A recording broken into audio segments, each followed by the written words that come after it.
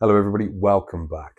Today, if I can get this to work. Oh no, it's not 1994. This isn't a wired computer mouse. What this is an air pump.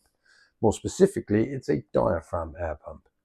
Different types of air pump are blowers, which are sort of car turbo things, but run by AC motors, and linear air piston pumps. You'll hear a lot of people bang on about linear air piston pumps, but we're focusing on diaphragm air pumps because that's what you're going to get first. Linear air piston pumps, they come later when you've got 10, 15, 20, 100 aquariums. So what you're most likely to come across, first of all, is your diaphragm air pump. Now, diaphragm air pumps need a bit of maintaining. Linear air piston pumps, not really. I know you don't think that you're going to need to maintain your air pump, but trust me, it's cheaper to maintain it than buy a new one. This is a Tetra APS 300. This is about $30, $32 bucks, depending on where you get it from. The 300 in the name refers to 300 liters of air delivered per hour. Do not get that confused with liters per minute. Big linear air piston pumps are rated in liters per minute. This is 300 liters per hour. This is a dual outlet. So it runs two outlets here. They are no way linked inside other than the motor that drives them. So the air that comes out of both of these is completely separate.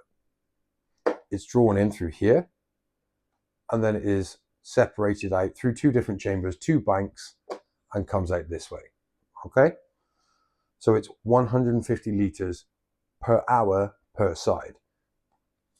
How often should you maintain one? Probably every 18 months. This one has been a lot longer than that. This one's been about 2.5 years. In fact, one of the banks has completely stopped working. The other one's been struggling. I haven't done this before because there is a Fluval air pump running on there, and I've just sort of let that deal with it. I've never opened one of these up, but I've opened up other diaphragm air pumps. They all work on the same principle, okay? And what I will say is Tetra have made it very, very easy to source all the bits you need to service this, okay? This is the kit. You see it's a dual outlet, so we have two mechanisms. So this is your pivot point up here. This will just slot in somewhere inside. This is your control arm, and then we've got little magnets on the end because they're electromagnetically controlled. There will be a coil of wire in there which will turn on and off an electromagnet, which will force these magnets to move away or come closer depending on polarity, which will then pull on this diaphragm, sucking air in, and then when it pushes it that way, it's blowing the air out. Okay, so let's have a look at how this actually operates. In here, you see this little circle. Now, a lot of these diaphragm pumps, the intake, which is this part, is underneath. It will, unless you've bought it secondhand, have a little white piece of cotton in there. That's your air filter. It clogs up over time and causes restrictions. Probably around the 18-month mark when I should have maintained this one, that one got clogged. It was struggling a little bit, and so I removed it. And I believe it's this bank that has given up completely, and this one's sort of struggling anyway. So in the maintenance kit, we do get a replacement.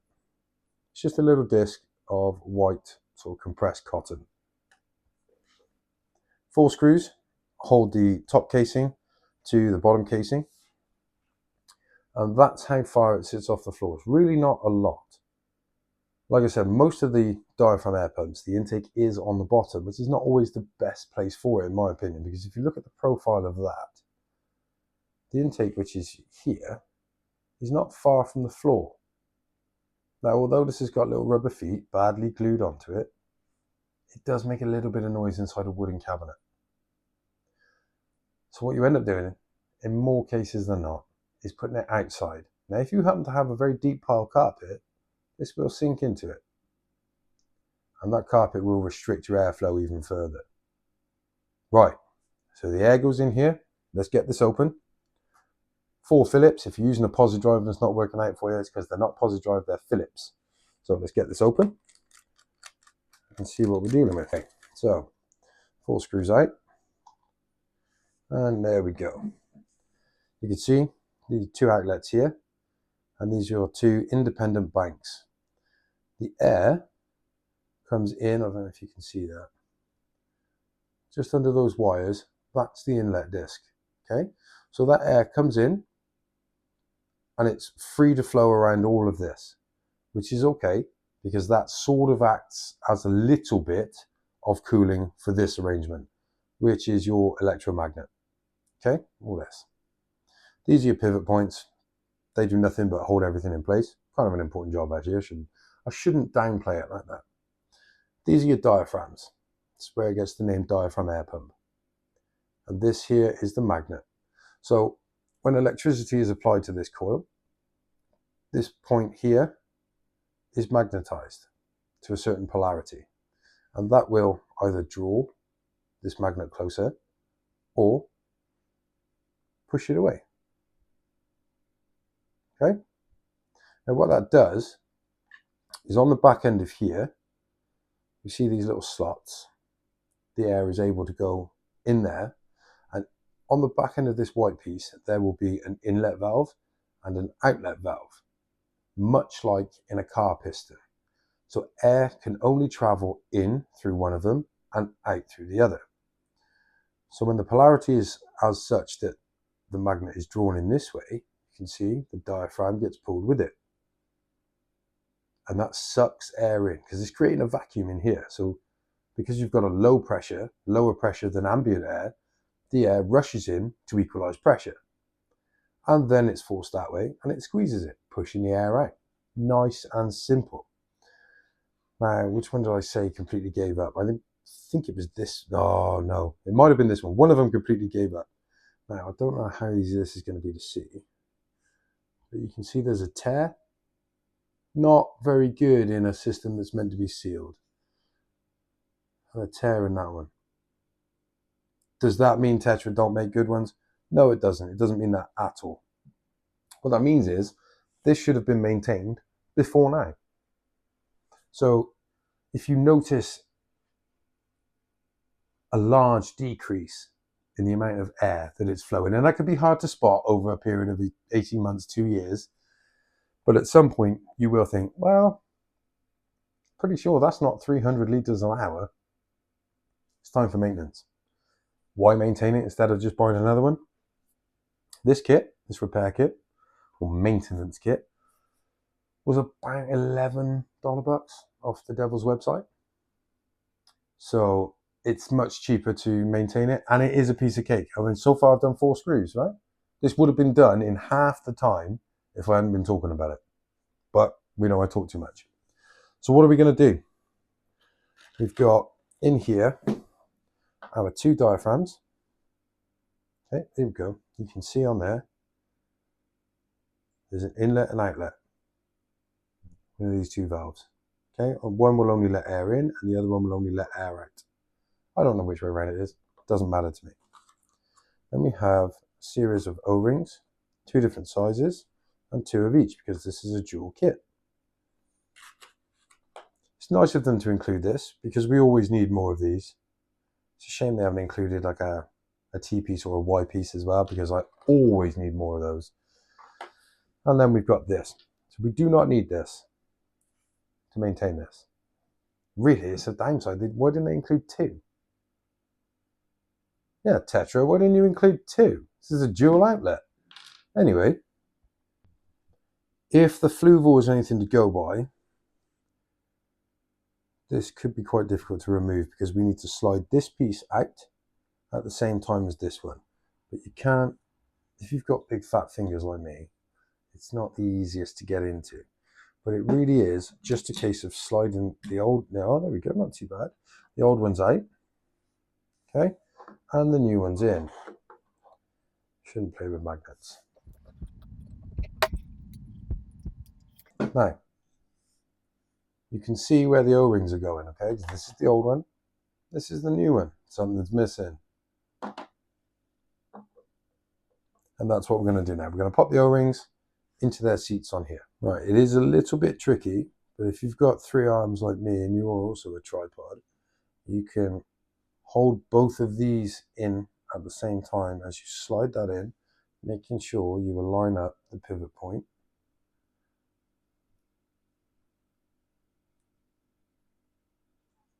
And that's one side done. It really is that simple.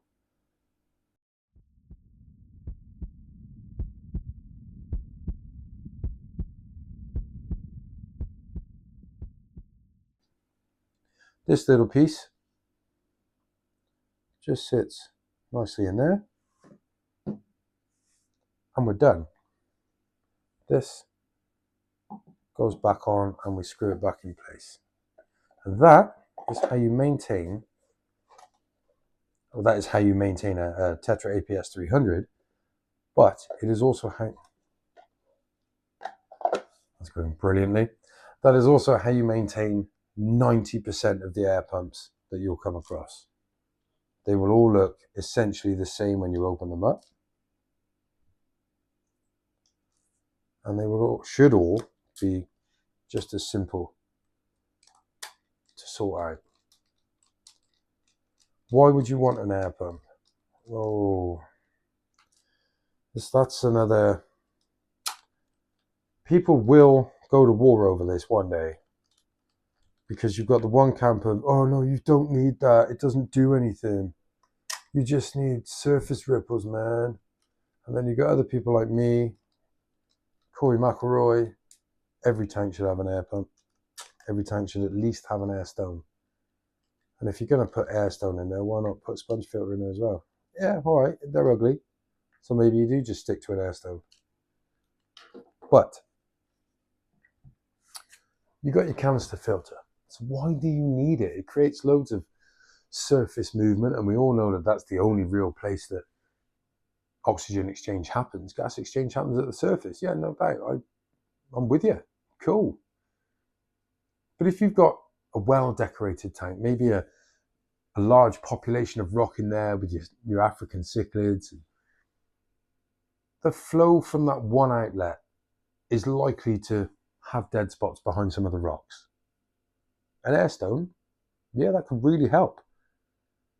Because an air stone, what it essentially is a water pump. It's an airlift pump. How does air lift water? There's a video coming on that, don't you worry, it's already done. But it can alleviate dead spots. It can add, with the bubbles popping at the top, causing small surface ripples, can add to the oxygen exchange. Overall percentage between that and the canister filter, it's like 99% canister filter, 1% air stone, yeah, sure. But what it can also do is help break up protein films, lipid films, you know, that oily slick that you see sometimes on the surface where there isn't quite enough movement. It can break that up. But for me, the most important thing is redundancy. If your filter fails, especially if you've got one of these hang-on backs where the pump is outside the tank, you've got no oxygen. I'm not talking about a power cut, because unless you've got a battery backup air pump, the air pump stops as well. But if your filter only has one life source, and that is the oxygen exchange created by the filter, at the top of the tank, and that fails, oxygen can run out real quick in a heavily stocked tank. Real quick. You've got an air stone in there, maybe 2. That might just save all the lives in that little glass box. It doesn't help, you know, in a power outage situation, unless it is a battery backup, or you have a USB air pump on hand in your emergency box. But if your motor fails in your filter, the surface ripples stop. If you have an air stone running, they continue. That's my argument for having at least one in every single tank. I've got some which just have sponge filters. I've got some that run canister filters and 4 air stones on 2 different air pumps. They talk about redundancy. That tank also runs 2 heaters controlled by an Inkbird. Now, if you don't know what that is, don't worry about it yet. But that tank is redundant, because I am not having some equipment failure kill thousands of pounds worth of fish. It's not happening. So do I think air pumps are a good idea? Yeah. I've got linear air piston pumps. I have 3 of these in my possession. I have several fluvels. Because if that linear air piston pump fails, these are still running too. So it's all about redundancy with me, belt and braces approach, but can't help that. That's my upbringing. Drummed into you. So we're going to leave it there. This has gone on probably a little bit too long, but absolutely worth a weight in gold. Can do so much, so versatile and easy to maintain. But please remember to unplug it first. On that note, I hope everybody found a reason to smile today. And more than that, I hope you found a reason to give someone else the opportunity to smile. I'll see you in the next one.